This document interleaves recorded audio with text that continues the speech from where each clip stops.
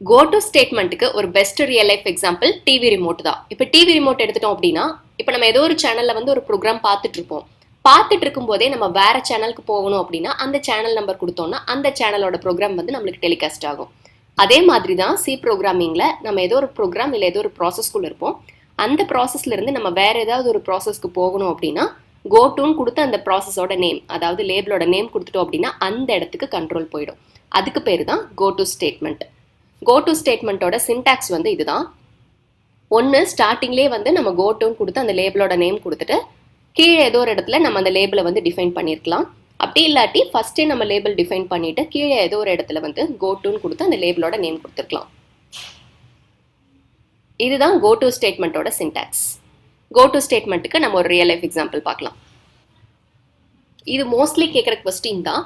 ஒரு நம்பர் வந்து ஈவன் நம்பரா ஆட் நம்பரா அப்படிங்கிறது கோட்டு ஸ்டேட்மெண்ட் யூஸ் பண்ணி ஃபைண்ட் அவுட் பண்ணுங்க அப்படிங்கிற கொஸ்டின் இன்டர்வியூவில் கேட்பாங்க.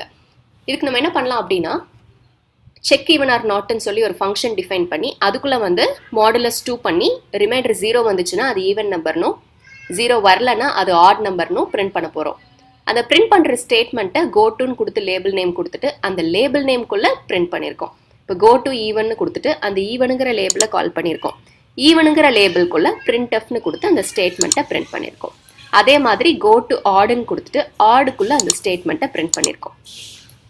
இப்போ மெயின் மெத்தடுக்குள்ளே தான் ஃபர்ஸ்ட் கண்ட்ரோல் வரும். மெயின் மெத்தடில் நம்பர் 26ன்னு டிக்ளேர் பண்ணிக்கிறோம்.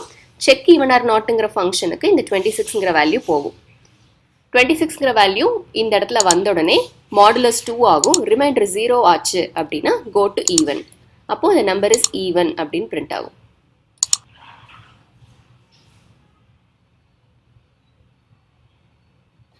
is even. இன்டர்வியூல மோஸ்ட்லி கேட்குற இன்னொரு கொஸ்டின் நம்ம பார்க்கலாம். 1ல இருந்து 10 வரைக்கும் பிரிண்ட் பண்ணணும் லூப்பே யூஸ் பண்ணாம அப்படின்னு கேட்குறாங்க அப்படின்னா அந்த கொஸ்டினுக்கு ஒரு பெஸ்ட் ஆன்சர் கோட்டு ஸ்டேட்மெண்ட் தான். இப்போ இந்த ப்ரோக்ராமில் நம்ம பிரிண்ட் நம்பர்ஸ் அப்படிங்கிற ஃபங்க்ஷனை கால் பண்ணியிருக்கோம். அந்த ஃபங்க்ஷனுக்குள்ளே நம்ம ஒரு வேரியபிள் டிக்ளேர் பண்ணிக்கிறோம் n = 1ன்னு சொல்லிட்டு. லேபிள்குள்ளே நம்ம என்ன பண்ணியிருக்கோம் அப்படின்னா அந்த என்னோட வேல்யூவை பிரிண்ட் பண்ணியிருக்கோம். என்னை வந்து இன்க்ரிமெண்ட் பண்ணியிருக்கோம். 10க்கு ஈக்குவலாவோ லெஸ்ஸராவோ என்னோட வேல்யூ இருக்கா அப்படின்னு செக் பண்ணியிருக்கோம். அப்படி இருந்துச்சுன்னா கோ டு லேபிள்னு கொடுத்துருக்கோம். அப்போ மறுபடியும் லேபிள்குள்ளே வரும். லேபிள்குள்ளே என்னோட வேல்யூ இன்க்ரிமெண்ட் ஆகிருக்குமா, அப்போ 2ன்னு பிரிண்ட் ஆகும். மறுபடியும் என்ன இன்க்ரிமெண்ட் ஆகிடும், லேபிளுக்கு போகும். இந்த மாதிரி 1ல இருந்து 10 வரைக்கும் பிரிண்ட் ஆகிட்டே இருக்கும். ஃபஸ்ட்டு 1ன்னு இருக்கும், 1 பிரிண்ட் ஆகிடும். என்னோட வேல்யூ 2ன்னு ஆகிடும். கண்டிஷன் செக் பண்ணும், மறுபடியும் லேபிளுக்கு போகும். அப்புறம் என்னோட வேல்யூ 2ன்னு பிரிண்ட் ஆகும், மறுபடியும் இன்க்ரிமெண்ட் ஆகும், மறுபடியும் லேபிள்குள்ளே போகும். 3ன்னு பிரிண்ட் ஆகும், 4 ஆகிடும். இந்த மாதிரி என்னோட வேல்யூ இன்க்ரிமெண்ட் ஆகிட்டே இருக்கும். லேபிள் காலாக வேல்யூஸ் வந்து பிரிண்ட் ஆகிட்டே இருக்கும், இன்க்ரிமெண்ட்டும் ஆகிட்டே இருக்கும். இப்படி தான் நீங்கள் லூப்பே இல்லாமல் வேல்யூஸை 1ல இருந்து 10 வரைக்கும் பிரிண்ட் பண்ணுறீங்க கோட்டு ஸ்டேட்மெண்ட் யூஸ் பண்ணி. இப்போ நிறைய லூப்ல இருந்து ஒரே டைமில் நம்ம வெளியே வரணும் அப்படின்னா கோட்டு ஸ்டேட்மெண்ட் யூஸ் பண்ணோம் அப்படின்னா நிறைய லூப்ல இருந்து ஒரே டைமில் வெளியே வந்துட முடியும். அந்த மாதிரி சுச்சுவேஷன்லையும் நம்ம கோட்டு ஸ்டேட்மெண்ட் யூஸ் பண்ணலாம். இப்போ இந்த ப்ரோக்ராமில் பாருங்கள் 3 லூப் நம்ம போட்டிருக்கோம். அந்த 3 லூப்ல இருந்தும் நம்ம வெளியே வர்றதுக்கு கோட்டு ஸ்டேட்மெண்ட் யூஸ் பண்ணோன்னா வெளியே வந்துடலாம். அவுட்புட் பாருங்கள். வேல்யூ 3 ஆன உடனே லூப்ல இருந்து ஆட்டோமேட்டிக்காக அது வெளியே வந்துடும். மல்டிப்ளிகேஷன் டேபிள் பிரிண்ட் பண்ணுறது நம்ம லூப் யூஸ் பண்ணி பிரிண்ட் பண்ணியிருப்போம். லூப்பே இல்லாமல் மல்டிப்ளிகேஷன் டேபிள் பிரிண்ட் பண்ணுறதுக்கு தான் இந்த ப்ரோக்ராம். அப்போ நம்ம திரும்ப திரும்ப எக்ஸிக்யூட் பண்ணணும் அப்படிங்கிற சுச்சுவேஷனில் கோட்டுன்னு கொடுத்து லேபிள் நம்ம டிஃபைன் பண்ணி வச்சுருக்கிறத கால் பண்ணிட்டோம் அப்படின்னா ஆட்டோமேட்டிக்காக அந்த லேபிள்குள்ளே இருக்கிற ஃபங்க்ஷன்ஸ் எல்லாமே பெர்ஃபார்ம் ஆக ஆரம்பிச்சிடும். அப்போ ஆட்டோமேட்டிக்காக நம்மளுக்கு லூப்புக்குள்ளே என்ன நடக்குதோ அதே மாதிரி ஆப்ரேஷன் கோட்டுவை வச்சும் நம்ம பண்ண முடியும். இப்போ இந்த ப்ரோக்ராமில் என்ன பண்ணியிருக்கோம் அப்படின்னா எந்த நம்பருக்கு நம்ம டேபிள் கண்டுபிடிக்கணும் அப்படின்னு வாங்கிட்டு அந்த நம்பருக்கு மல்டிப்ளிகேஷன் பண்ணி டேபிள்ங்கிற லேபிள்குள்ளே நம்ம பிரிண்ட் பண்ணியிருக்கோம். அதுக்கப்புறம் ஐயோட வேல்யூவை நம்ம இன்க்ரிமெண்ட்டும் பண்ணுறோம். ஸோ 1 இன்ட்டு நம்ம கொடுத்துருக்கிற நம்பர், 2 இன்ட்டு நம்ம கொடுத்துருக்கிற நம்பர், அந்த மாதிரி இன்க்ரிமெண்ட் ஆகிட்டே இருக்கும் ஐயோட வேல்யூ. அதுக்கு தகுந்த மாதிரி மல்டிப்ளை ஆகிட்டே இருக்கும். அந்த வேல்யூவை நம்ம பிரிண்ட்டும் பண்ணியிருக்கோம் டேபிள்ங்கிற லேபிள்குள்ளே. கண்டிஷன் செக் பண்ணும் ஐயோட வேல்யூ 10 விட கம்மியாக இருக்கிற வரைக்கும் இல்லை ஈக்குவல் ஆகிற வரைக்கும். இப்போ 1ல இருந்து 10 வரைக்கும் நம்ம கொடுத்துருக்கிற நம்பருக்கு மல்டிப்ளை ஆகி வேல்யூஸ் வந்து பிரிண்ட் ஆகிட்டே இருக்கும். எப்படின்னா இந்த டேபிள்ங்கிற லேபிள் வந்து கோட்டு ஸ்டேட்மெண்ட் கால் பண்ணிகிட்டே இருக்கும். ஸோ ஒவ்வொரு டைமும் ஒவ்வொரு நம்பரோட மல்டிப்ளை ஆகி பிரிண்ட் ஆகிட்டே இருக்கும். அவுட்புட் பாருங்கள். 4ன்னு கொடுக்குறேன். நம்பர் 4ஓட டேபிள் பிரிண்ட் ஆயிருக்கு. ஸ்விட்ச் ஸ்டேட்மெண்ட்டுக்கு ஒரு பெஸ்ட் ரியல் லைஃப் எக்ஸாம்பிள் பார்க்கலாம். அதுக்கு முன்னாடி கோ டு ஸ்டேட்மெண்ட்க்கு இன்னொரு 2-3 ப்ரோக்ராம் பார்த்துடலாம். இப்போ இந்த ப்ரோக்ராமில் நம்ம என்ன பண்ணியிருக்கோம் அப்படின்னா, அடிஷனுக்கு ஒரு லேபிள் கிரியேட் பண்ணி அதுக்குள்ளே வந்து சம்மோட வேல்யூ பிரிண்ட் பண்ணியிருக்கோம். ஃபார் லூப்குள்ளே நம்ம அடிஷன் பெர்ஃபார்ம் பண்ணிவிட்டு அந்த வேல்யூவை நம்ம தனியாக லேபிள்குள்ளே பிரிண்ட் பண்ணியிருக்கோம்.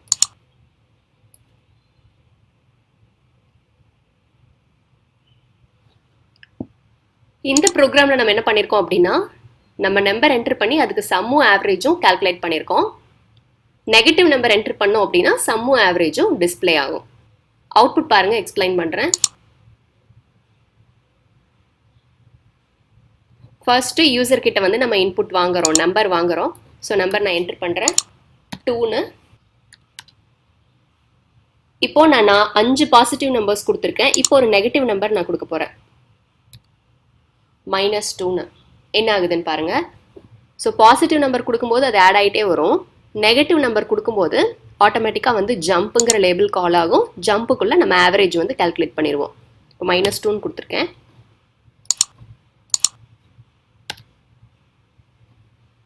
கால்குலேட் ஆயிருக்கா. பாசிட்டிவ் நம்பர்ஸ் கொடுக்குற வரைக்கும் அந்த வேல்யூஸ் எல்லாமே வாங்கிட்டு இருக்கும். நெகட்டிவ் நம்பர் நம்ம கொடுத்துட்டோம் அப்படின்னா 0 விட கம்மியான்னு செக் பண்ணி 0 விட கம்மியாக இருந்தால் ஆட்டோமேட்டிக்காக ஜம்ப்புங்கிற லேபிள் கால் ஆகிடும். கோ டு ஸ்டேட்மெண்ட் யூஸ் பண்ணி இந்த ஜம்ப்புக்குள்ளே ஆவரேஜ் வந்து நம்ம கால்குலேட் பண்ணியிருப்போம். சம் கண்டுபிடிச்சி ஆவரேஜ் கண்டுபிடிச்சிருக்கோம். நிறைய வெப்சைட்டில் வந்து ஆன்லைன் டெஸ்ட் குவிஸ் மாதிரி நடத்துகிறாங்க. ஸோ அதில் ஃபார் எக்ஸாம்பிள் நான் ஜென்ரல் நாலேஜுங்கிற சப்ஜெக்டை சூஸ் பண்ணேன் அப்படின்னா ஜென்ரல் நாலேஜோட கொஸ்டின்ஸ் எல்லாமே எனக்கு டிஸ்பிளே ஆகும். இதே வந்து நான் மேத்தமெட்டிக்ஸ்னு சூஸ் பண்ணேன் அப்படின்னா மேக்ஸ் கொஸ்டின்ஸ் எல்லாமே எனக்கு டிஸ்பிளே ஆகும். இதுதான் ஸ்விட்ச் கேஸு. ஸ்விட்சில் வந்து நம்ம என்ன எக்ஸ்பிரஷன் கொடுக்குறோமோ அந்த எக்ஸ்பிரஷனுக்கு தகுந்த மாதிரியான ப்ராசஸ் வந்து உள்ளுக்குள்ளே நடக்கும்.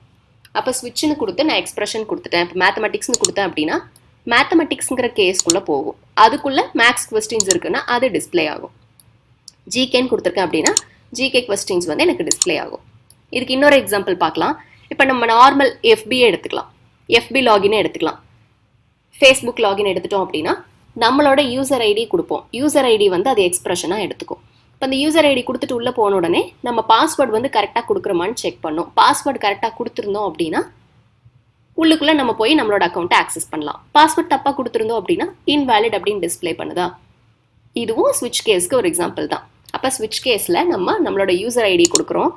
யூசர் ஐடி கொடுத்த உடனே நம்மளுக்கு மேட்ச் ஆகிற பாஸ்வேர்ட் கொடுத்துருக்கோமா அப்படின்னு சொல்லி டேட்டா பேஸில் செக் பண்ணோம். எஃபி அக்கௌண்ட்டில் கரெக்டான பாஸ்வேர்டு கொடுத்துருந்தோம் அப்படின்னா நம்ம யூசர் ஐடிக்கு மேட்ச் ஆகிற மாதிரி நம்மளோட அக்கௌண்ட் ஓப்பன் ஆகும். உள்ளே போய் நம்மளோட அக்கௌண்ட்டை ஆக்சஸ் பண்ணலாம். அப்படி இல்லை அப்படின்னா இன்வேலிட் அப்படின்னு சொல்லி டிஸ்பிளே பண்ணும்.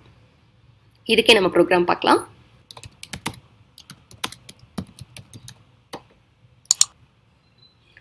இப்போ இந்த எக்ஸாம்பிளில் நான் என்னோட யூசர் ஐடி வந்து 500ன்னு கொடுத்துருக்கேன். பாஸ்வேர்ட் வந்து 000 நான் கொடுத்து வச்சிருக்கேன்னு வச்சுக்கோங்க, ஆல்ரெடி அக்கௌண்ட் கிரியேட் பண்ணும்போது. இப்போ யூசர் கிட்ட ஐடி கேட்கும். ஐடி வந்து நான் 500ன்னு கொடுத்தேன்னா பாஸ்வேர்டு கேட்கும். பாஸ்வேர்டு நான் 00ன்னு கொடுத்துருந்தேன் அப்படின்னா என்னோட அக்கௌண்ட்குள்ளே போயிட்டு வெல்கம் யூசர்னு டிஸ்பிளே பண்ணும். அப்படி பாஸ்வேர்ட் தப்பாக கொடுத்துருந்தேன் அப்படின்னா இன்கரெக்ட் பாஸ்வேர்ட் அப்படின்னு சொல்லி டிஸ்பிளே பண்ணும். யூசர் ஐடியே நான் தப்பாக கொடுத்துருந்தேன் அப்படின்னா பாஸ்வேர்டே கேட்காது, யூசர் ஐடி தப்பு அப்படின்னு டிஸ்பிளே பண்ணும். அவுட்புட் பாருங்கள். இப்போ நான் யூசர் ஐடி 500ன்னு கொடுக்குறேன். யூசர் ஐடி 500ன்னு கொடுக்கும்போது ஸ்விட்சுக்குள்ளே அந்த ஐடி பாஸ் ஆகும். நான் கொடுத்துருக்குற வேல்யூ 500. 500னா இந்த இடத்துக்கு வரும். இங்கே வரும்போது பாஸ்வேர்டு கேட்கும். அடுத்தது பாஸ்வேர்டு கேட்குது. பாஸ்வேர்டு இந்த இடத்துல கேட்டு அது இங்கே பாஸ் ஆகும். பாஸ்வேர்டு வந்து நான் 000ன்னு கொடுக்குறேன்.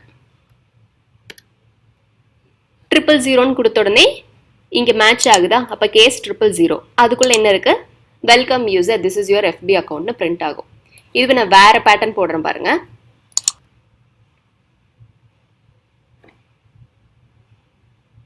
யூசர் ஐடி கேட்குது. நான் 123ன்னு கொடுக்குறேன். 123ன்னு கொடுத்தேன்னா என்ன ஆகும்னா ஸ்விட்சுக்குள்ளே ஐடி 123 ஐடி 123 இங்கே மேட்ச் ஆகுதா இல்லை. அப்போது ஆட்டோமேட்டிக்காக இது மேட்ச் ஆகலைன்னா ஸ்விட்ச் கேஸில் டிஃபால்ட்டுன்னு ஒரு ஆப்ஷன் இருக்குது.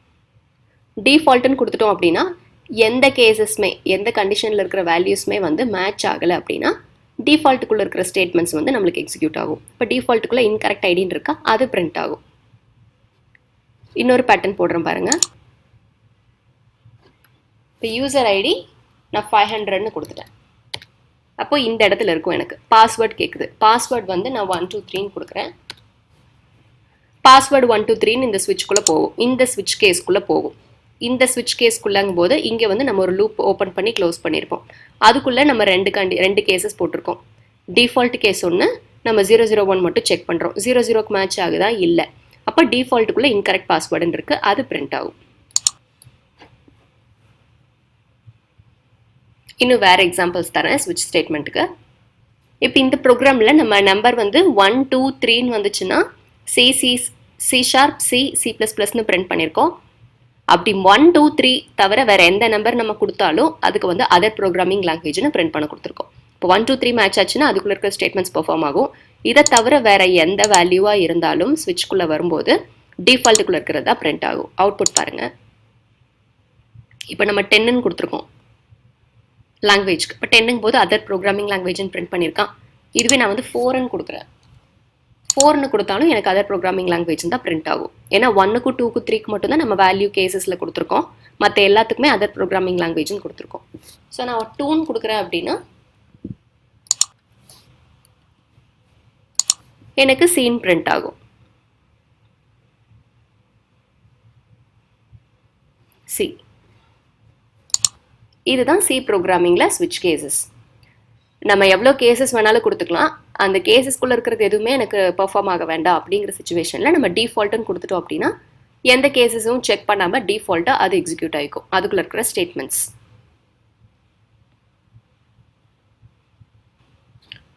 சிம்பிளாக ஒரு கால்குலேட்டர் எப்படி டிசைன் பண்ணுறதுன்னு பார்க்கலாம் ஸ்விட்ச் கேஸ் யூஸ் பண்ணி. அதுக்கு முன்னாடி ஒவ்வொரு கிரேடுக்கும் நம்ம என்ன ஸ்டேட்மெண்ட் வந்து டிஸ்பிளே பண்ணலான்னு நீங்கள் பார்க்கலாம். கேரக்டர் டேட்டா டைப்பில் கிரேடுன்னு ஒரு வேரியபிள் டிக்ளேர் பண்ணி வச்சுக்கிறோம். பீன் வேல்யூ அது கொடுத்துட்றோம். அப்போ ஸ்விட்ச் கேஸ்க்குள்ளே வரும்போது அந்த கிரேட் ஒவ்வொன்றும் செக் பண்ணுறோம். ஏ கிரேடாக இருந்தால் எக்ஸலண்ட்டுன்னு பிரிண்ட் பண்ணுறோம்.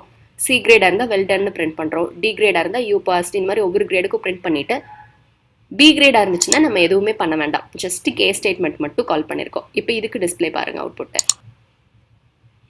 Well done, your grade is B.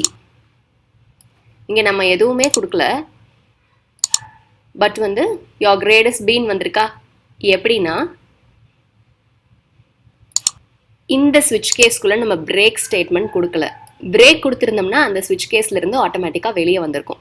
Break கொடுக்காததுனால என்ன ஆகும் அப்படின்னா பி ட்ரூ ஆயிடுச்சு, கேஸ் பி ட்ரூ ஆயிடுச்சு. ஆனால் அதுக்குள்ளே எந்த ஸ்டேட்மெண்ட்டும் இல்லாததுனால சிக்குள்ளேயும் அது போயிடும். சி மேட்ச் ஆகலை, இருந்தாலும் சிக்குள்ளே போயிடும். ஏன்னா இங்கே நம்ம பிரேக் கொடுக்கல கேஸ் பியில். அப்போ சிக்குள்ளே இருக்கிற ஸ்டேட்மெண்ட் நம்மளுக்கு பிரிண்ட் ஆகும் வெல் டன்னு. பிரேக்னோடனே வெளியே வந்துடும். வெளியே வந்துட்டு யோர் கிரேடஸ்ன்னு போட்டு நம்ம என்ன வேல்யூ கொடுத்துருக்கோமோ அந்த வேல்யூ பிரிண்ட் பண்ணியிருக்கோம். இதுதான் பிரேக் கொடுக்காததுக்கு டிஃப்ரென்ஸ் ஸ்விட்ச் கேஸில். அடுத்தது நம்ம கால்குலேட்டர் எக்ஸாம்பிள் பார்க்கலாம். இப்போ இந்த ப்ரோக்ராமில் நம்ம வந்து மல்டிப்ளிகேஷன், சப்ராக்ஷன், அடிஷன், டிவிஷன் எல்லாமே பண்ண போகிறோம். 2 வேல்யூஸ் வாங்கிட்டு அந்த 2 வேல்யூஸில் நம்ம அடிஷன் கொடுத்தோம்னா அடிஷன் ஆப்ரேஷன் வந்து பெர்ஃபார்ம் ஆகும். சப்ராக்ஷன் கொடுத்தோம்னா சப்ராக்ஷன் பெர்ஃபார்ம் ஆகும். மல்டிப்ளிகேஷன்னா மல்டிப்ளிகேஷன். எக்ஸிக்யூட் பண்ணுறேன் பாருங்கள். இப்போ நம்மளுக்கு என்ன ஆப்ரேஷன் பெர்ஃபார்ம் பண்ணணும்னு கேட்குது. நான் வந்து அடிஷன்னு கொடுக்குறேன். ப்ளஸ் 2 வேல்யூஸ் கேட்குது, 2 ஆப்பரன்ஸ் 5 6 கொடுத்தேன்னா 5 + 6 எனக்கு 11 டிஸ்பிளே ஆகுதா. இதே மாதிரி நம்ம ஒவ்வொரு டைமும் எக்ஸிக்யூட் பண்ணும்போது நம்ம என்ன ஆப்பரண்ட் கொடுக்குறோமோ அந்த 2ஐயும் எந்த ஆப்ரேட்டர் கொடுத்துருக்கோமோ அந்த ஆப்ரேட்டரை வச்சு ஆப்ரேஷன் பெர்ஃபார்ம் பண்ணியிருக்கோம். சப்ராக்ஷனுக்கு பாருங்கள், மைனஸ்ன்னு கொடுக்குறேன். வேல்யூஸு அதே 5 6 கொடுக்குறேன். அப்போ 5 - 6 -1 வந்திருக்கா. இதுலேயே நான் வேறு ஆப்ரேட்டர் கொடுக்குறேன். மல்டிப்ளிகேஷன் கொடுக்குறேன், அதே ஆப்பரன்ஸ் கொடுக்குறேன் 5 6. இப்போ 5 × 6 13 வரும். இந்த மாதிரி மல்டிபிள் ஆப்ரேஷன்ஸ் வந்து நம்ம ஸ்விட்ச் கேஸ் கொடுத்து அந்த ஸ்விட்ச் கேஸ்க்குள்ளே எந்த ஆப்ரேட்டர் நம்ம சூஸ் பண்ணுறோமோ அந்த ஆப்ரேட்டருக்குள்ளே ஆப்ரேஷன் நடக்கணும் அப்படின்னு நம்ம கொடுத்துக்கலாம். கால்குலேட்டர் வந்து உங்களுக்கு கிரியேட் பண்ண சொல்கிறாங்க அப்படின்னா ஸ்விட்ச் கேஸ் யூஸ் பண்ணி போட்டிங்கன்னா ரொம்ப ஈஸியாக இருக்கும். ஸ்விட்ச் கேஸோட சின்டாக்ஸ் இதுதான். ஸ்விட்ச்னு கொடுத்து எக்ஸ்பிரஷன் கொடுத்துட்டு அந்த கேஸ்னு கொடுத்து அதோட எக்ஸ்பிரஷனுக்கு மேட்ச் ஆகுதுன்னா உள்ளே என்ன நடக்கணும்னு கொடுத்துட்டு பிரேக் ஸ்டேட்மெண்ட் கொடுக்கணும். அப்போ தான் அந்த ஸ்விட்ச் கேஸ்லேருந்து வெளியே வரும்.